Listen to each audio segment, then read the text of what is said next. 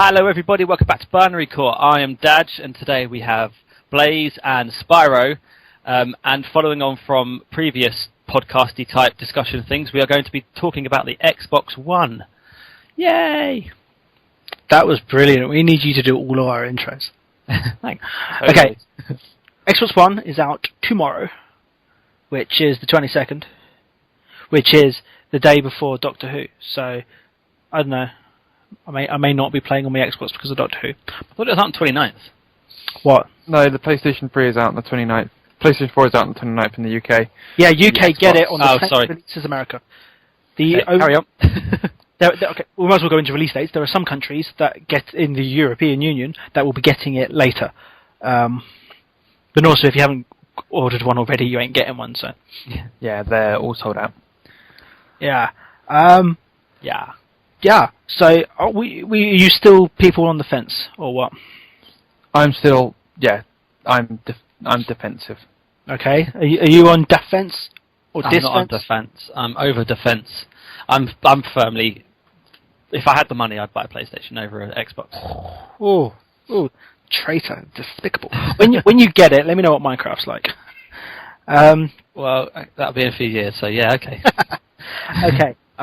So this Xbox, the Xbox One, not to be confused with the other Xbox One, which was the Xbox. God, I really hate their naming conventions, don't you? God.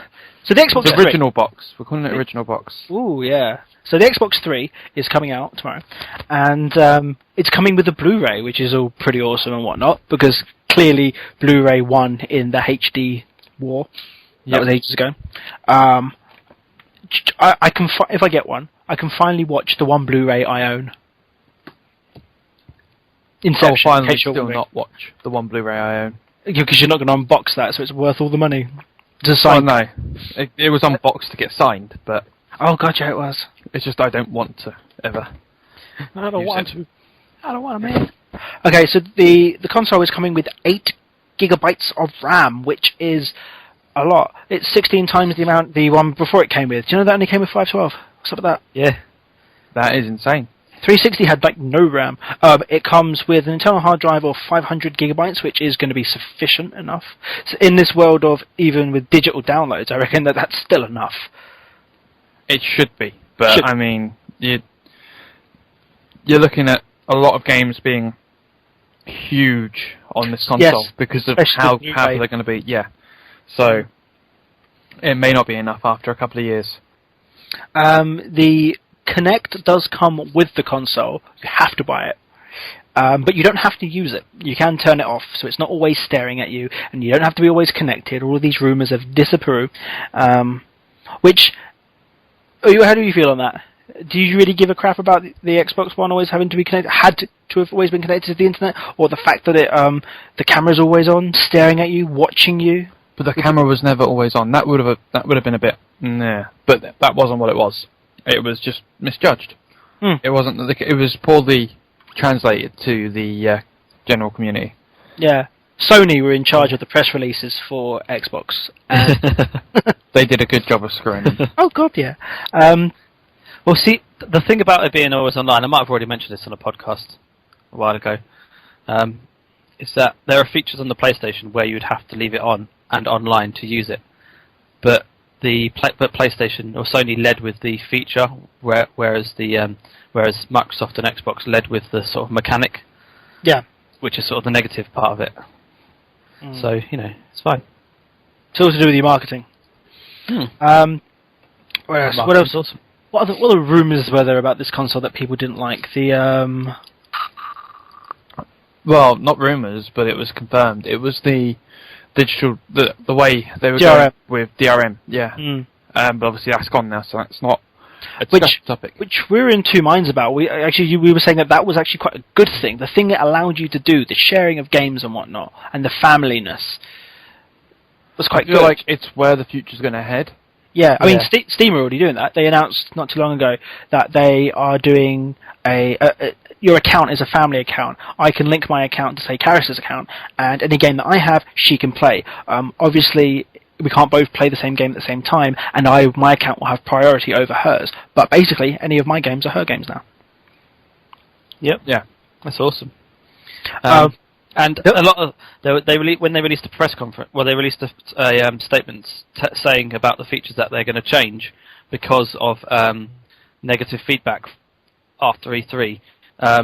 Everyone kind of went, "Oh, you didn't tell us that at E3. We didn't realise that's what we were complaining about." Yeah, we didn't realise you were talking about awesome, and now we're getting crap. But I did like. It's a shame that it went that way. The amount of people who were like, the Xbox One 80, because they went back on all of the stuff they said, which people used still as a complaint, being like, well, it's because Xbox don't listen to their fans. Clearly they listen to their fans. If their fans said, we don't like that, and they went, okay, we will not do that. That's listening to your fans, right? Yeah. Right? People like Barry said that Microsoft do not listen to their fans, and that's the reason why he'd be going with Sony and yada, yada, yada. But I can't understand what you're saying if they're doing exactly what you're saying they're not doing. Whatever. Microsoft do have a okay history of looking after their fans. Mm-hmm. And it's not brilliant, but it's all right. Yeah. But at the end of the day, both Microsoft and Sony are out for the business. They're not. Yeah, they want to make money. Yeah. Otherwise, they won't make new consoles. Which is shown by the price tag: $500 in the US, €500 in the Europes, and then £430 in the UK's. It's a lot of money. It is a lot of money, especially as it doesn't. The exchange there is wrong. If it's $500, it should be quite a bit less than £430. However, sales tax. Yes, we had this conversation. We did that. Yeah, PlayStation 1, and it's plus the Xbox, plus the Kinect, plus the sales tax. So that will make it more like 6. I don't know. 550, depending on what state you're in, I assume. What we got here? What about operating system? Yada yada stuff. 8 cores, which is 2 quad-core Jaguar modules. It just sounds pretty awesome. Yeah, it's more powerful than my PC, which isn't surprising because my PC is outdated. It's like 7 years old. Apparently, I was hearing recently as well that the way it's designed now, it's going to be so much easier to manufacture the parts because they aren't. Because of the way they've been manufactured, it's going to be so much easier to manufacture them. So they reckon prices are going to drop pretty quickly. I hope so, because I'm talking next summer. Good, because I'm not going to be buying one till August. So yeah, by then you'd imagine there would have probably been a price drop because they can now. Yay! They can afford to. So when we spoke about the 360, we spoke about names that it was called off when it was all being developed, and 720 was what I heard. Yeah, and this one, a lot. Yeah. And it was the code name, was it Fortezela or something like that? Anyone remember the code name for this? I remember I couldn't pronounce it. It was Fortaleza. Fortaleza. Fortaleza. Fortaleza, yes. Fortaleza. A lot of people, before release, people were like, oh, what's it going to be called? And one of the ones that came up a lot was Xbox Next, which is interesting. The Xbox. Next Xbox I didn't hear as much, but Xbox Next I heard. I didn't hear that one. 720 was what I heard. Yeah. There were a lot of different ones, and I'm sure Xbox Next was one of the ones I heard. I know it was. Because I was surprised when I learned that the Xbox 360. See, now, the PlayStation has had quite a drastic design, well not drastic, but a change in controller. The Xbox One controller, not that different. It's different, and I've actually used the Xbox One controller. Yes, because you went to that launch event. Tell us about your launch event. The controller itself feels brilliant. The triggers, not so great. They feel a bit stiff. Well, it was a brand new controller. Come on. But my initial opinion was that the controller felt nice in my hand, but the triggers didn't feel so great. They felt a bit off. I felt the analog sticks hadn't been worn in enough. That's what it sounds like. It wasn't the case of that, no. I mean, with the Xbox 360, the triggers have always been absolutely fine for me. I thought there wasn't a thick layer of dust on top of it. No, the triggers were stiffer. Okay. And that's not because it hasn't been used, that's because of how it's designed. What games did you play on it? I played Dead Rising 3, which... Did you find that there was, when sort of shooting and whatnot, that there was a tactile feedback? Could you feel that you were pulling a trigger. There's meant to be that. I didn't notice, no. Okay. I didn't really fire guns as such. Dead Rising 3 is... melee-based. Yeah, and interesting. At one point, I managed to fuse a shotgun and some gloves. Gloves? Gloves. Yeah, shotgun and gloves to make shotgun gloves. Alright. Which consisted of a shotgun barrel on each finger. Mm-hmm. Much like Yang in Ruby. Ooh. She's got shotgun gauntlets. I like those. Yeah. Yeah. But it was awesome, and what was crazy was how smooth it ran. Okay. Even when there were hundreds of zombies on the screen. Mm. The zombies didn't look too brilliant, but having that many on the screen... Which is why Dead Rising is one of the games that has been not downscaled, but it's not playing in 1080, it's playing in 720 because of the amount of things on screen. To get it to run at the correct frames per second, they had to lower the quality slightly, which isn't going to be that noticeable, but it makes for the game to be a lot smoother. I didn't really notice it, but the screen we were playing on was probably about 22. That's Maybe my a bit point. more than You're 22 only inches. going to notice it if you're playing a copy of it with the up version next to it. Yeah, well, probably. Other games I tried was Rise. How's Rise? It was alright. It was a multiplayer, and I say that with quote marks. Because it was called multiplayer, but you played on your own, and it was basically wave after wave of enemies. Like a horde mode? Yeah. Like playing Devil's Cartel? Yeah, pretty much, but better. And with Romans.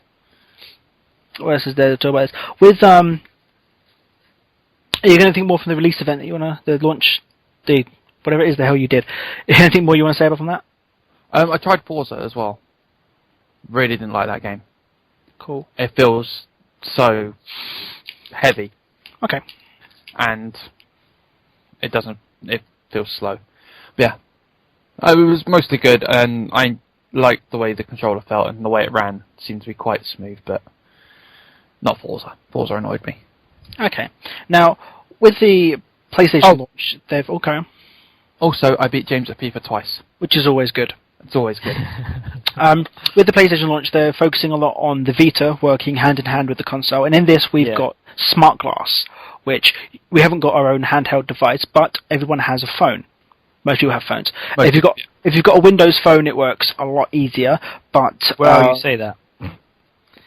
But really, I have a Windows phone, and how is it working with your Xbox One?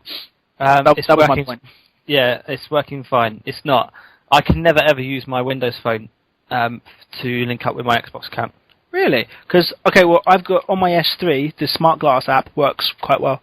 Yes, but you need to hear why. On my Windows phone, it's attached to my email address, my main email address, but my Xbox Live account is not. So and I can never change. You can't. No, you can't. It's my phone. You choose, and then once you've chosen your account, that's it. You're in. That's strange. And then you can't log out of the app because it's a Windows app on a Windows phone. You can't log out of it. It's just automatically logging into that. Is that specifically your phone or Windows phones in general? That's Windows phones in general. If you want Smart Glass, you have to log into your phone and use your phone with the same email address and account as your Xbox. I mean, I would, but if you're in your situation where you have more than one Hotmail account or whatever, that would be an issue. Okay, well, the point I was going to get is there are iOS and Android equivalents of Smart Glass. My one works. Easy to use because you'd physically log in and log out as you need. Yeah. My one on the Android works quite well. I can browse all of my when it's not connected, I can browse everything about my account. But then if I'm on the same Wi-Fi as it, I can then control it, use it as a controller. I haven't tried playing games with it. I don't think you can. You can't. But you can only control the main interface. But yeah, it works quite well. I don't ever really use it. I'll use the controller because it's a lot easier. Controller. Yeah. But I don't know if they're going to do more with it. Like with the Vita, you can use it as like a map screen with the game you're playing. Or, you can even sort of continue playing the game via the Vita. But they're probably not going to do that. You can load I like how the... This is the PlayStation thing, not an Xbox thing, but I like... it might be relevant. But I like how they say... seamless transition between the PS Vita and the PS4. so you don't have to pause. But watching some streams of people trying to do it, You have to pause. they don't have to pause the game, but it takes them 5 minutes to set it up every time. Seamless. Yeah. A lot of the other stuff that they're adding in, and this is going to be with most next-gen games, well, not most next-gen, but Dead Rising 3 have definitely got it, and there's something for Black Flag as well. You have apps now that connect to your Xbox or your PlayStation 4. So for Assassin's Creed, you can have the maps open on your phone, so you don't have to keep going in and out of the... And GTA 5's got that as well, isn't it? Yeah, GTA 5's got a similar one, yeah. With the iFruit app. Yeah. But that's not... I think the Black Flag one is real-time, whereas the GTA 5 one, no, I don't think there was anything you could do real-time with it. All it was is you could mod up your vehicle, and then within about 2 minutes, you get a little pop-up in-game saying your modifications are ready, just stop off at Los Santos, and we will give you your car. Yeah. Right. And you can play with chop and stuff. Yeah, I didn't do any of that. No. That was a bit too... I modded the cars. micromanaging. Yeah. I like the idea of using it as a second screen, though, because the interfaces on games just get in the way, especially FPS games. You don't need it on the screen. You can have it elsewhere. Yeah. One of the other new gadgets they've got into it, which is something that we like, but I don't think we'll ever really use because we've got our own systems, DVRs. Recording of it, because Microsoft have got a deal with Twitch. Yep. So there will be sort of recording going on in games. One thing that I learned is game makers are able to put into games situations where they know that people may want to record. Like, certain achievements will pop at certain times. So they've made it so that this section of the game will auto-record because it knows you're going to get an achievement at that point. Which is quite cool, but it's whether the developers want to put that into their games or not. Yeah. Yeah. It has to come from the developer side. So it's very well having all this stuff, but if the developers don't want to use it, then... And sure, the console may record certain parts already for you, but it's talking about then auto-loading to YouTube. Well, we want to do all amount of edits to it, and YouTube's native edits aren't that brilliant. Yeah. The other thing I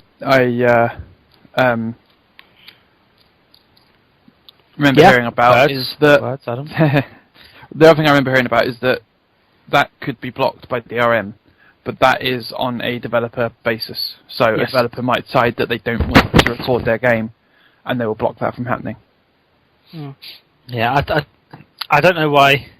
It doesn't seem like it's something that's going to take off. I mean, there were many things with the Xbox 360 that didn't work. Things that were supposed to be like the big thing for that generation, and they just nobody used them and disappeared and nobody cared. And this might be one of them, because I feel like with the amount of recording technology that's available and there's loads and loads of free software you can get for editing, and like you said, most people don't want to just native upload. They want to go straight, so they don't want to direct upload. They want to edit it themselves. Yeah. People who want to do that and want to put videos on, they're going to have the equipment to do it, and they're going to be recording it anyway. There are always ways around it. Yeah. Speaking of games, let's move on to the launches. What's coming out on launch day? So, day one, multi-platform. It's the same ones we spoke about with the PlayStation. So you've got Black Flag, Battlefield 4, Call of Duty Ghost, FIFA 14, Just Dance 14, Marvel, Lego Superheroes, which came out last week it's came out this week on the current consoles as well. So I think that's being released on 360 the same as it is on Xbox One. I only know this because I've got it. But don't tell Dominic it's a Christmas present for him. So shh. Madden 25, NBA 2K14, NBA not 2K14, Need for Speed, Rivals, and Skylanders, because everyone wants to help ruin the Spyro franchise. Dicks. So they're the ones that are coming out and everything, and it's sports, bit of shooty, ruining Spyro. And then, the more important thing, day one exclusives. Which... they've got they've got 6 day one exclusives. Yeah, so Dead Rising 3, which I saw the trailer for it. It looks alright. I've never played any Dead Rising game. I've got Dead Rising 2 due to Games with Gold. Haven't played it yet. I played Dead Rising 1, and I enjoyed it up until the point where I couldn't get any further because I'd sort of run myself into a corner. You spoke about this on a podcast previously, didn't you? Yeah, you need to play it in a certain way to complete it. You need to do things right, and if you don't, then you end up getting the not-so-real ending. And so I got that, played about 5 minutes of Dead Rising 2. Okay, and we got Fighter Within, which I assume is a very Kinect-based game. Just it makes it sound like you're the fighter. Does anyone know anything about that? Maybe. To me, it just sounds like you're the fighter. Forza or Forza, if you're some sort of American thing. They seem to put a T in. They put a T in there for some unbeknown reason. Driving. Rise, which Adam you spoke about earlier, sounded quite good. Yep, that does look okay. I don't think it's going to be amazing, but I think it's still going to be quite good. Zoo Tycoon. I've heard a lot of disappointing things about Rise, which is a shame because I like that genre. But I think it's a game that potentially was just built to show off the engine, high-end graphics and Zoo Tycoon, meh, and Zumba Fitness. Yeah, so it's got the same more exclusives, but only really one that I'm interested in there, and only 2 that would really be big exclusives. Dead Rising and Rise? And Forza. Oh, that's because Forza's quite big. A lot of people really now, like. Within the launch window, there is Kinect Sports Rivals and Titanfall. Titanfall looks good. Yeah, Titanfall is their big exclusive. I mean, when I first heard about it, I was like, meh. It's some shooty game with mechs, whatever. And then I saw the trailer, the release thing they did a couple of weeks ago. That looked amazing. Sort of the jet parkouring off the walls, and the fact that the robot will follow you in a Guardian sort of mode when you're not using it. I thought that looked pretty damn cool. Yeah, I've seen the gameplay that. I've seen gameplay trailers. It looks amazing. Yeah, because it was the prologue I was watching, and it looked amazing. Day one digital releases, we have, so it's a lot less than what Sony have.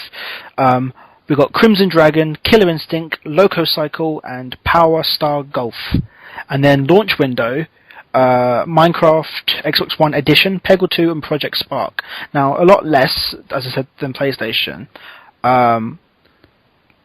If I went the Xbox One route, I'd be really excited for Project Spark. Yes, definitely. I feel like with the Xbox here, we've got quality over quantity.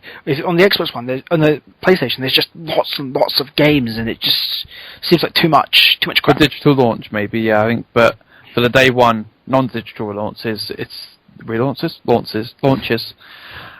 opposite. It's quantity over quality. I suppose if we look at exclusives, Killzone and Knack, that's 2. Well, Knack hasn't done that well, but Killzone, yeah. Even with its typo on the back. And Second Son in the launch window. Second Son, probably the only exclusive title I'm even looking slightly forward to, if I was to go down that route to get one.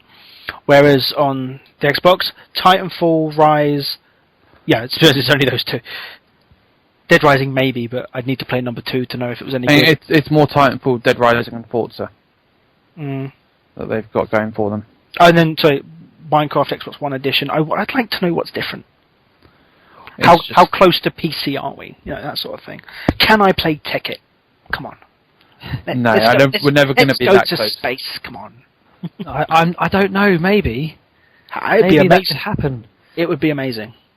Because the Xbox One will be available as a dev kit. And the man. Mojang are, I don't know, 4J are probably the restriction factor. But Mojang certainly obviously are open to people modding their game. Or it wouldn't necessarily be a mod, it would be like a DLC download. So, Mojang or 4J, whichever one of you is listening right now, listen to my man. My man knows, yeah? David, tell him. I'm his man. No, not like that. Yeah, you are. Don't deny it. This is your coming out video. Oh, that just sounds wrong. Your coming out video. So carry on. I don't know. I'm kind of excited about the Xbox One. Yeah. Not like majorly. I can afford it. I'd get both, but I'm still. I'm not enough to care about actually getting it. But I don't know. There were lots of negative things about it. You know, people calling it the X-Bone, the Xbox 180. I don't see it as being so negative. Of the two consoles, I like this one. One last thing I'd like to point out is there was a error with some shipping dates for the Xbox One. Oh yeah, people got it early, didn't they? Yeah, some people got it early. And they've been blocked from going on live until launch day, but have been invited to launch in New York. Yeah, they've been invited to a special event because they got their console early. I can completely understand Microsoft blocking them, and if anyone's bitching about that, well, you know, you got your console before it was meant to be, so I can understand the blocking, and you're going to be unblocked. Your account is not going to have anything negative done to it when everyone else comes on, and you get invited to a launch thing. So yeah. I feel the need to point out as well, I mean, I know this is slightly a comparison, but as soon as that happened, Sony came out and said, well, if our consoles are released early, we won't be blocking people from using them. 2 days before their console is supposed to be released, rather than 2 weeks. Yeah. Which means a lot. There's nothing. Like, if the Xbox One hadn't happened, I feel like they would have blocked it anyway. I mean, you can't tell. No, there's no way to know, but I think it's very much like at the E3 thing, where they were like, oh, if you want to share games, you just hand it to the person. It was them trolling. To me, that makes Sony look like a bunch of dicks. But to the rest of the world, it's like, Sony got you. But yeah, that was it. Just a quick comparison back to the Xbox One. I was sort of at the end here. If you've got anything more you want to talk about, we've gone through the spec, the games, the reception. Control keys. Yeah, Skype capabilities with Xbox One. Oh, all the apps and that sort of. The Skype capabilities are good, but what it means for Skype as a whole isn't so good. Yeah, it means we can't use Pamela, which is the program we're using to record Skype right now. Smart Match. Xbox One's going to have Smart Match, which it's a queuing system for multiplayer games where you can queue and use other elements of the Xbox One at the same time. I will say all of the extra things like being able to have your TV like what you're watching toggled to the side of your game or stuff like that. I'd never use any of these things. That won't be available to us at first anyway. I know, but I'm just saying. It's an American-only part. Would not use any of these things. It's a lot like with the Kinect. It was a nice idea and all these things, but I'd use them. I suppose. Well, what about expanded achievements? I quite like the idea of some of their achievement things. Like what? I'm just reading it now. Isn't there a special achievement for people who get the console on day one? Yeah. Yeah. Game scores carry over from Xbox 360, which is obviously... Yeah, and the Xbox Live account does. And the Xbox Live account as a whole does, yeah. Which I had loads of people saying that, that's probably not going to happen. I was like, I can't see that not happening. That sounds like the thing. The thing I still want to know is if I'm playing Destiny on a 360, can I matchmake with someone on a 1? I can't see why not. It should be the same service. I'd like that if I could. Should get it done. Well, I will be getting Destiny on the 360. That was kind of the point behind it, because I won't be waiting. Or I know I might. Who knows? But I think there should be sort of cross-platforming between the 360 and the 1, because I can't see why there shouldn't be. Yeah. Yeah. If the 360 there might be very valid reasons, but there may be. But right, if it's the same live account, it should be the same servers. Yeah. Maybe. Yeah. No. We'll know one day. Yes. So, thank you for listening to this Xbox One preview.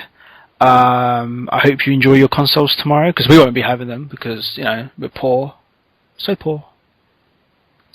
If you'd like to donate, you can send money to... Adam, go set up a binary core donations. And a PO box. Get us a PlayStation. Actual cash. Yeah. We would like to take your actual cash. Please and thank you. Send us your credit cards.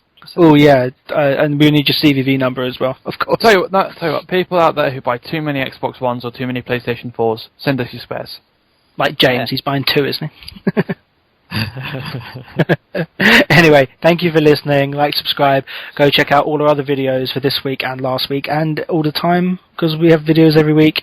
Binary.org for all of our like written stuff. We do reviews and such. Go look at those. That's gaming. Yeah, and Dadge Gaming. But you can get all of those stuff on Bindrecord as well. You don't need to go to his YouTube channel. Don't be silly. But no, go check out his YouTube channel. That's cool. Awesome. So thank you. Bye. Goodbye. Bye.